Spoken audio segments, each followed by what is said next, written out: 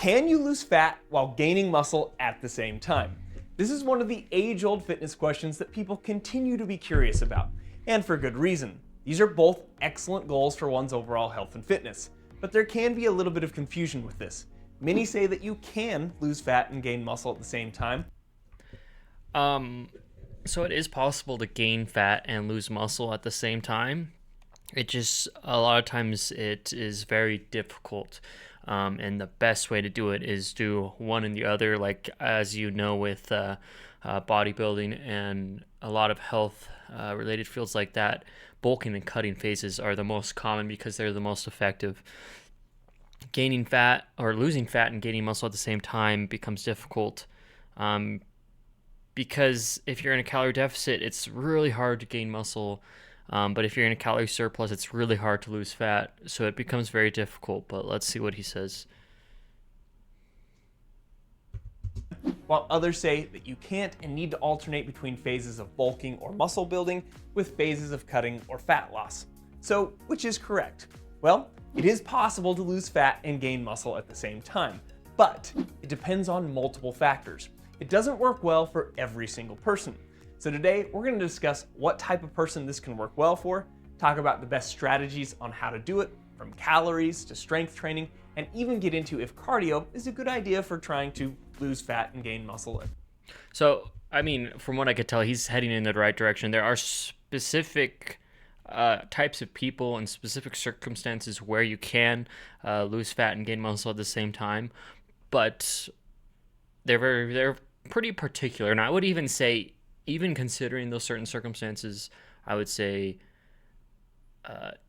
I would always almost prefer to do one phase or the other at a singular time, regardless of your situation. But let's dive back. At the same time.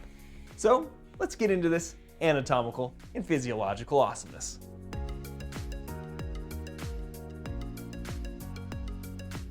Losing fat and gaining muscle at the same time is known as body recomposition. You are changing the composition of your body tissues, and in this case, decreasing the amount of fat while increasing the amount of muscle. Now, some may define true body recomposition as... Those are some nice gloves. They're nice and pink. They caught my eye. I thought that was like his editing or something. Changing the proportions of these body tissues while maintaining the same total tissue mass. So in other words, if you had a 180-pound person, that person would stay at 180 pounds, but eventually less of that weight would be coming from fat and more of that weight would be coming from muscle. But again, you'd stay at 180 pounds. However, there are situations where people may not want a complete pound-for-pound swap of fat for muscle, and I'll give an example of that a little bit later on. But what are some of the challenges with losing fat and gaining muscle at the same time? Well, first, losing this stuff, adipose tissue or fat, requires a calorie deficit. Correct. So you need to be in a calorie deficit to lose fat. You cannot be in a surplus, essentially, because that essentially how it works to lose fat is your body needs to take energy from somewhere, and if it's not taking it from food, then obviously it's going to take it from within your body. And so that's the whole purpose of losing fat, is you're not taking the energy from the food, you're taking the muscle or taking the energy from the fat, which is literally the purpose of fat. Your body stores fat 4 times of hunger to gain that energy on. It's basically just a storage. You need to burn more calories than you consume so that your body starts to tap into the stored energy that is in the fat. And as a reference, a pound of fat contains about 3,500 calories. So if you wanted to lose a pound of fat each week, you'd want to average a calorie deficit of about 500 calories per day. However, building this tissue, skeletal muscle tissue, typically requires a calorie surplus, giving your body extra calories and energy to repair and grow muscle tissue after workouts. And so obviously, these seem to be contradictory goals, because you can't be in a calorie deficit and a calorie surplus at the same time. Another reason why body recomposition is a difficult goal is because you can usually burn fat at a faster rate than you can build muscle. Just go back to that example again of losing fat. If you were in a calorie deficit of 3,500 calories per week for 8 weeks, you could potentially lose 8 pounds. But imagine trying to add 8 pounds of muscle in that same 8-week period. That's difficult to do even in a calorie surplus when I mean, he's making a lot of good points here. Is as you see, it's really contradictory because, I mean, you just looking at the science behind it is how can you almost build muscle while losing fat? Like your body needs to get the energy from somewhere, and if obviously you're trying to grow, you should have a surplus of energy, but how can you do that when you're in a negative surplus of energy? So you could kind of see where it will head is you need to be in a maintenance to do this basically, but burning the fat will make you lose it, but then building the muscle, so you basically have to be at that maintenance level, which I'm sure it sounds like he's going to dive into. someone is not trying to lose weight. However, there are situations where body recomposition does work, and so let's cover some of those situations. There are pretty much three categories of people that body recomposition works pretty well for. The first category is beginners to resistance training. And if that beginner is also a young person, like in their teens and early 20s, that further gives an advantage because of those raging pubescent hormones. But with any beginner, their bodies are so primed for muscle development because when the body is first exposed to such a powerful new stimulus like resistance training, it creates an extremely strong drive for protein synthesis. Yes, I would say beginners is people who are able to body recomp, but I would say it's kind of difficult. I would say not only beginners, but more specifically younger beginners, because they're essentially in that growing stage and their body's going to seek out ways, and the metabolism's high and the testosterone's high, and so that's easier to lose fat and gain muscle at the same time with those specific individuals. That it's almost as if the person is on natural steroids. And you've probably seen someone, or maybe noticed with yourself, that you gain strength and size very quickly in the beginning. Beginners can follow almost any resistance training protocols and get great gains in strength and size. And so because of this strong drive for protein synthesis that beginners benefit from, even in a calorie deficit, the body will continue to liberate the energy from the fat in order to continue to provide the energy and resources to promote muscle growth.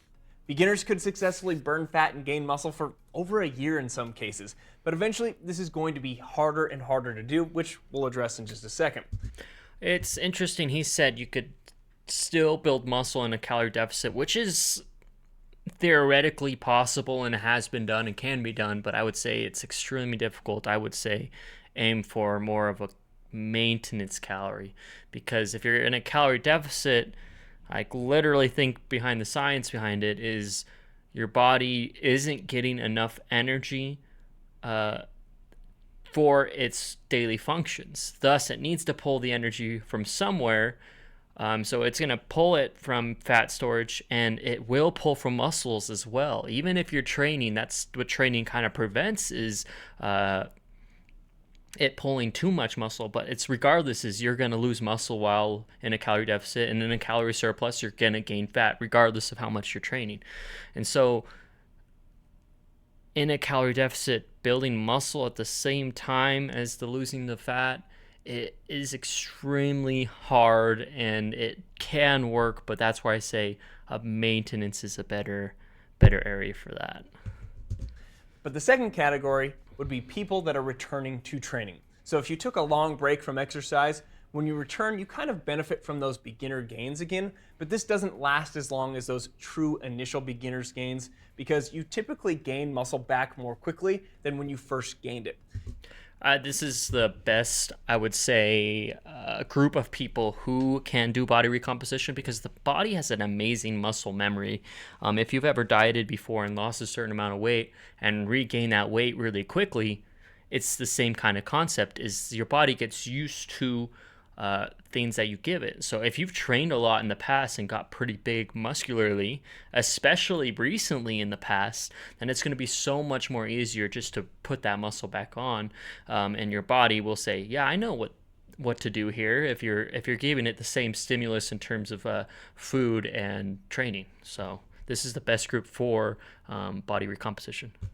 You could consider this a form of muscle memory, and we actually have a whole video explaining how you gain muscle back faster in our muscle memory video that I'll link at the end of this video. The third category would be individuals with higher percentages of body fat. If you have a higher percentage of body fat, you'll obviously have more stored fat, And in a way, your body isn't going to respond to a calorie deficit the same way as if you had like 15% body fat. This is another high group. I would say the second and third are the best groups for body recomposition, because if you look at going back to how weight loss happens is you're in that deficit, and so that body needs to pull energy from somewhere. So if you have a huge surplus of body fat, basically you have this huge storage of energy, thus making your body like, yeah, I could use all of this, thus making it possible to grow and build muscle. But I think it's often, I've worked with people and tried to do body recomposition and heavier set people. It becomes fairly hard because you have to be at least a maintenance, if not lower, because you have that excess body fat. And your body needs to adjust to pulling that energy from the fat. With the extra fat, your body can more easily tap into those fuel reserves while still building muscle. And again, if this person is highly overweight or obese, most of the time, the person usually isn't looking to do a pound for pound swap of fat for muscle. Usually the goal is to lose much more fat than the amount of muscle that they want to gain, which also... This is why it becomes more important, I would say, to not really focus on body recomposition and more on weight loss, especially in this group of people. You will gain muscle almost inevitably a little bit if you're training and doing the weight loss phase properly with the calorie deficit and the training stimulus. But to think of it as, I don't need to go into a calorie deficit because I'm just going to turn my fat into muscle, is, I think, a really bad mindset that's going to tend to lead to failure. What makes this body recomposition more doable in this particular situation. But with all of these situations, they will only take you so far, because as someone has less fat to lose and gets more and more advanced, or in other words, those that have been building muscle for an extended period of time, these people know that it takes much more effort to continue to gain muscle even in a caloric surplus, let alone in a caloric deficit. And so this is where it starts to make much more sense to focus on one goal at a time, or shifting to this idea of going on a bulking phase where the focus can be purely on building muscle, alternated with a cutting phase where the focus could be purely on losing fat. And so, I mean, he's hitting it really good here. Is body recomposition is possible, but often it's used as an excuse not to do the hard work, and it often leads to failure with the goal of body recomposition. I would say your body recomposition phases should almost be in between your bulking and cutting phases, where you have a little bit of maintenance and you let your body adjust to whatever phase you're in right there, and try to focus on recomposition in that area. But a specific body recomp, like I'm going to body recomp for 5 months, I think more times than not, you're being lazy and you're not willing to put in the effort to actually lose fat or build muscle properly. And maintaining the muscle that was gained during the bulking phase, because it is a much easier task to maintain muscle during a caloric deficit than it is to build muscle. But if you find yourself in one of these three categories where losing fat and gaining muscle is feasible, there are a few things that need to be done while attempting this. First, you must do resistance training. Now, I know that seems like one of the more obvious ones, but I've got to be thorough here because you could lose fat from a caloric deficit without working out. Just like I was saying, is by resistance training in a caloric deficit, it helps you maintain that muscle.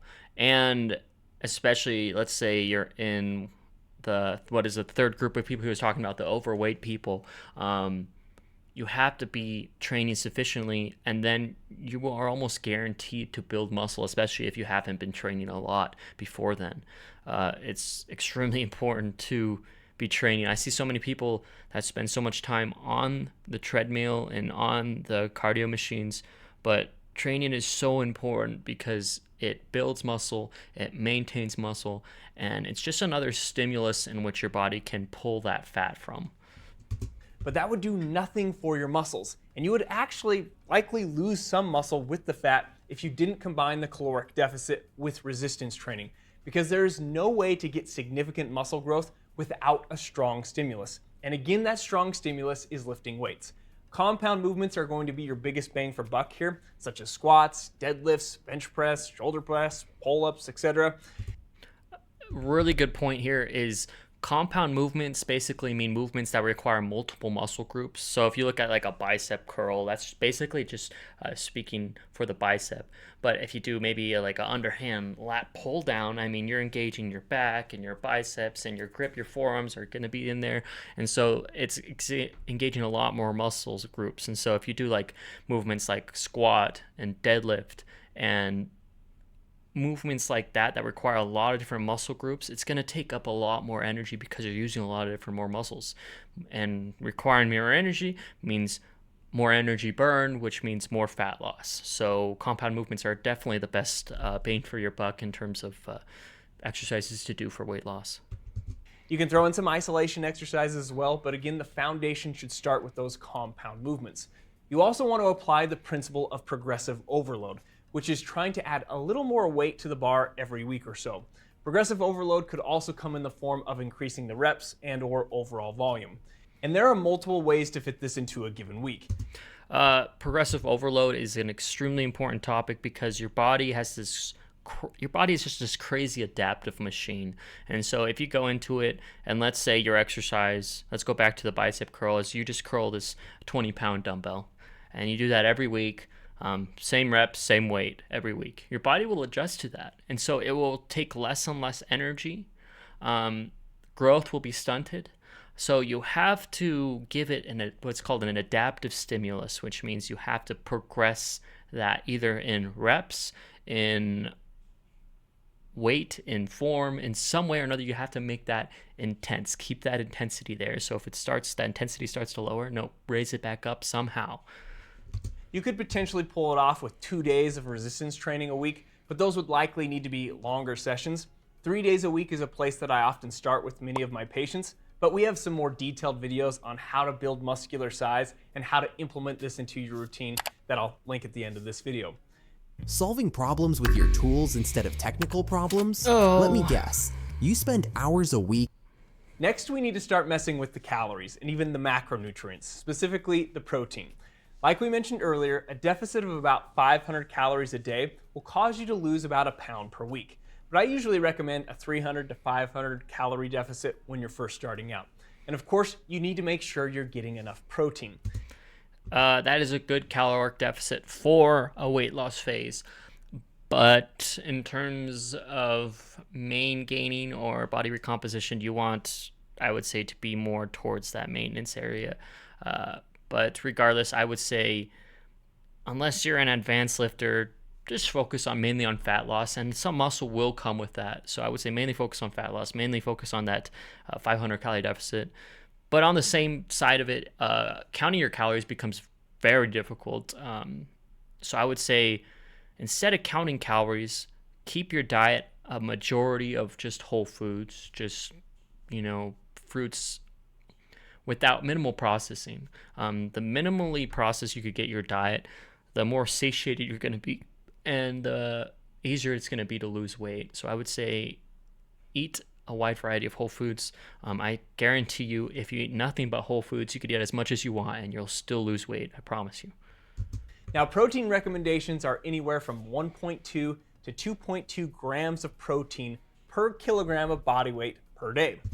And this is another number that can get pretty confusing. I mean, this is a great video for people who maybe are more advanced in lifting, but protein also can be a little more complicated to count. That's why I would say in your 3 or 4 meals a day, have a protein source in there. A lean protein source like beef or chicken, salmon, whatever it is. Just have protein in your diet, and I guarantee you'll reach your protein amount. And the higher end of 2.2 is usually recommended for athletes and bodybuilders that are serious about putting on muscle. Now, many of you may not consider yourself a major athlete or a bodybuilder. However, since we are in a calorie deficit, some of the ingested protein will likely get pulled and utilized for energy instead of muscle building. So because of this, you would still want to hedge towards the higher end of 2.2 grams per kilogram of body weight, which for us non-metric people, just a gram of protein per pound of body weight should do the trick. So great advice. Definitely aim for the higher amount of protein if you can, but also you got to realize your energy comes from your carbohydrates. So don't cut your carbohydrates. It's not always the more protein the better, but the more you could get in, essentially, the better the muscle growth phases can be. But in terms of weight loss, it's not as important. So I think that video is pretty decent. I don't really disagree with a lot. It's good for more basic lifters. I mean, it's more advanced lifters. I would say more if you're into more of the basic lifting and dieting, just focus on cutting and bulking. Focus on those phases. And I would say the first thing that people should do, unless you're really scrawny, is cut. But if you're really scrawny, focus on bulking. Start with that. And I would say that's the best way to tackle your diet and tackle your goals. So